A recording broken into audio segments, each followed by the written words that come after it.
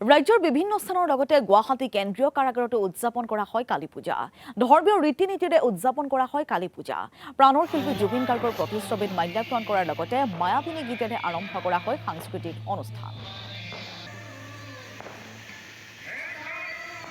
হয়, আমাৰ কাৰাগাৰ আৰু কাৰাবাসীসকলৰ মংগলৰ কাৰণে শ্ৰী শ্ৰী মা কালীৰ সদায় আশীৰ্বাদ আছে আৰু যোৱা বছৰ ধৰি মাছখোৱাত জেল থকাৰ পৰাই আমাৰ লখৰালৈ যি যাত্ৰা তাত মা কালীৰ যথেষ্ট আশীৰ্বাদ আছে আৰু আমি সকলো আৱাসী তথা আৱাসীৰ পৰিয়াল তথা আমি যিসমূহ বিষয়া কৰ্মচাৰী ইয়াত নিয়োজিত হৈ আছোঁ সকলোৰে মংগলৰ অৰ্থে মা কালী পূজাখন প্ৰত্যেক বছৰে আয়োজিত হৈ আছে আৰু এই বছৰো তাৰে সংগতি ৰাখি আমি এই পূজাখন অনুষ্ঠিত কৰিছোঁ, আপোনালোকে দেখিছে।